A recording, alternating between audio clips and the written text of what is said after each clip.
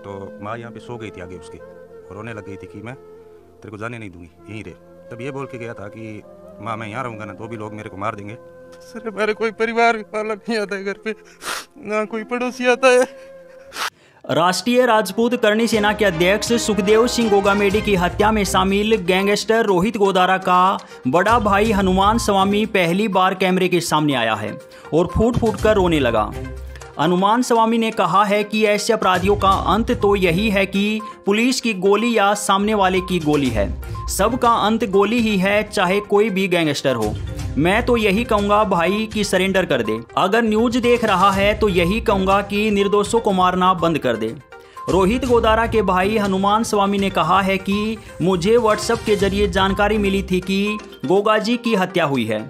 जब उसने जिम्मेवारी ली तो मुझे लगा कि उसने नहीं किया होगा, क्योंकि उसकी क्या दुश्मनी होगी। लेकिन बाद में न्यूज में खबर देखी तो 2005 से रोहित बीकानेर में चला गया था और वहीं पर मोबाइल की उसकी दुकान थी। हनुमान ने बताया कि उसकी और मेरी शादी एक साथ हुई थी। जब हम 7 और 4 साल के थे, वह मेरा छोटा भाई है। हनुमान ने बताया कि शादी के बाद मैं अपनी पत्नी के साथ रहने लगा, लेकिन रोहित की उसकी पत्नी के साथ नहीं बनी। वह बीकानेर में रहता था और वहां उसकी पत्नी ने उस पर दहेज का केस लगा दिया था, जिसके चलते वह जेल चला गया था। वहीं पर उसका अपराधियों से संपर्क हुआ और यह 2007 के आसपास की बात है। उसी समय वह लगभग 6-7 महीने जेल के अंदर रहा था, क्योंकि दहेज केस में गया था।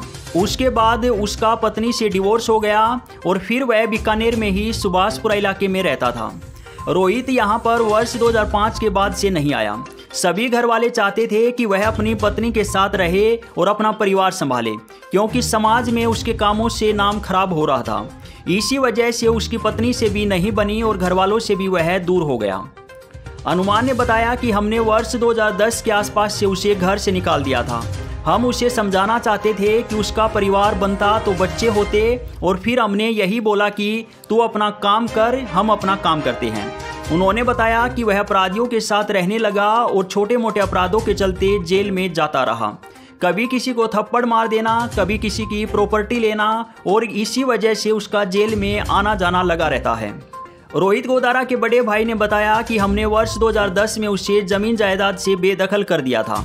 हमारे पिताजी ने अखबार में विज्ञापन निकलवाकर भी उसे जमीन जायदाद से निकाल दिया था। उन्होंने लास्ट में कहा कि मैं तो यही कहूँगा कि सरेंडर कर दे, बेगुनाहों को क्यों मार रहा है, हम क्या करें, परेशान हो गए हैं, हमारी जिंदगी बर्बाद कर दी है। हमारे परिवार में मिलने कोई नहीं आता है और घर में भी कोई पड़ोसी नहीं आता है, उसने पूरे घर को बर्बाद कर दिया है।